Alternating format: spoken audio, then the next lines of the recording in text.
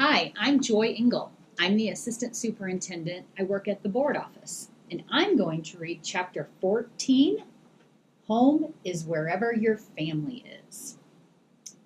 We'll be best friends forever and ever and ever and ever, Deacon said as he hugged the puppy tightly in his arms. She squirmed. Her name is Mia. The timing was perfect. It was the start of a new year, and Deacon's fourth birthday was tomorrow. A few weeks ago, Ashley took Deacon to meet the puppy that Julia had mentioned, and Deacon absolutely fell in love with her. It was the sign Ashley had been waiting for. But puppies can't be adopted until they're at least 8 weeks old. Now Mia was old enough to officially join their family. Deacon would finally have a buddy who could keep him company during the long days when he and Ashley had to travel from property to property to check on all the rescued animals. You will never need to worry about a thing ever again, Ashley told Mia.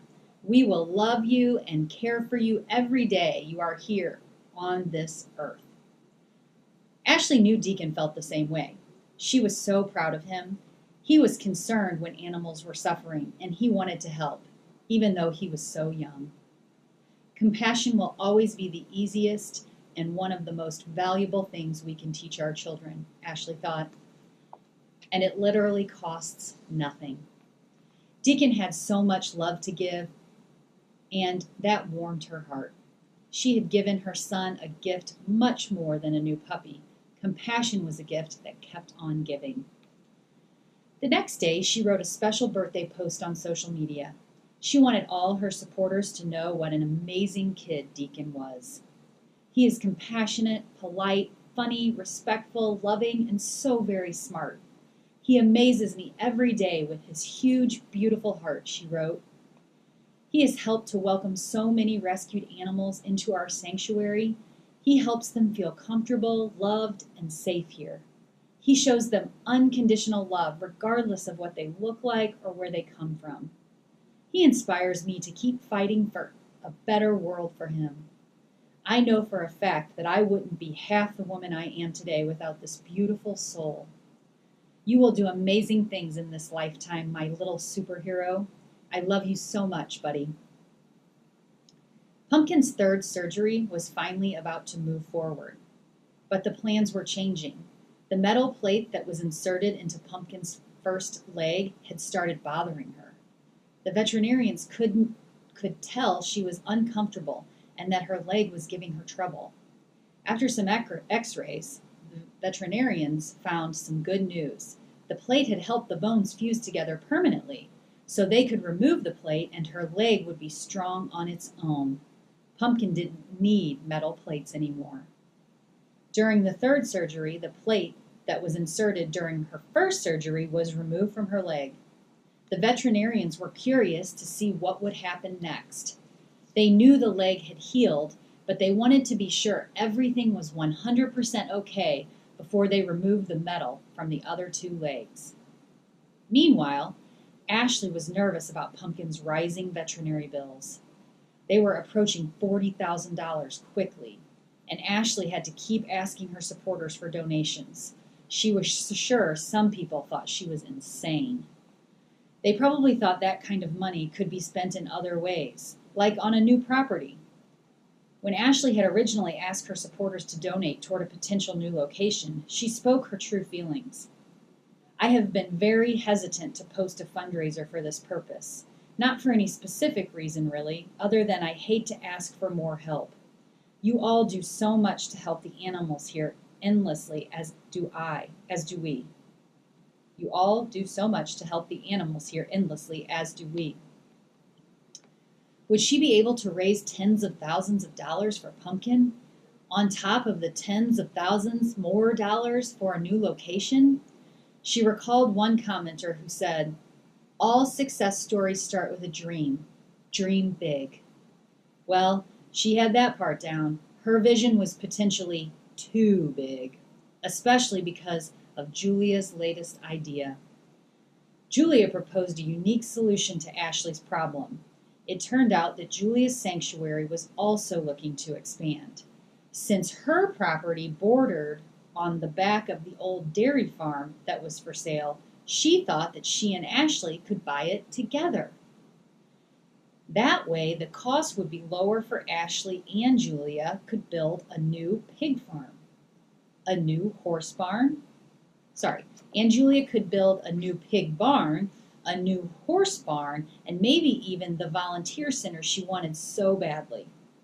Julia would need about 70 acres for her own ranch, and Ashley could have the remaining 100 acres for the new location of Twist of Fate Farm and Sanctuary. Julia knew that finding a farm was hard. She had looked at more than 50 properties before finding the right location for her sanctuary. The first time she visited the farm she purchased, she thought it would be out of her budget. But she figured out a way to make it work because she knew in her heart that it was the right choice. She hoped Ashley would see that she was destined to buy this old dairy farm. Ashley admired Julia's spirit. She didn't let anything stop her from rescuing animals, whether it was money or her own allergies. Julia was actually very allergic to animals, and sometimes her skin would turn puffy and red, a stark contrast to her bright blonde hair. But she spent every day saving animals anyway. Of course, Ashley wanted a new property, but Pumpkin's rising bills weren't making these decisions easy. When she started this process, they'd estimated that Pumpkin surgeries were going to cost $13,000. She'd had no idea that it was going to end up costing more than twice that. But they were already halfway through the journey, and they couldn't stop now. Plus, all the people who had donated money to Pumpkin wanted that money to go to Pumpkin.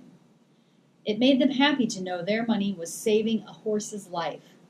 "We've come so far. We have to keep going," Ashley told herself. She couldn't give up on Pumpkin now, no matter how much it cost. After another long recovery, the veterinarians did a fourth surgery to remove the plates from the other two legs. Was this the last surgery? Ashley couldn't be sure. Pumpkin still had a fourth leg that they hadn't touched yet. The fourth leg had been wrapped with a splint this whole time. It was the leg they were least worried about. Thankfully, there was more good news. The leg had managed to heal itself over time, thanks to the bandaging and the physical therapy. If they didn't have to do a surgery, they weren't going to. Pumpkin's surgeries were now complete. They had once thought that she would never walk without help, but now Pumpkin had proved them wrong. Overall, there had been a lot of twists and turns, but Ashley trusted the veterinarians to make it all work out. Things were constantly changing when it came to Pumpkin's needs, and Ashley wanted to do what was best for her. The best news was that Pumpkin would be able to walk now, completely unassisted. It was a better turnout than Ashley ever could have expected, but now there was $20,000 left to pay. Pumpkin couldn't be certain, but all four of her legs were feeling pretty good. She was walking around with no problems for the first time in her life. Her mom looked happy. She felt happy. The people who were caring for her were happy. That could mean only one thing. It was almost time to go home.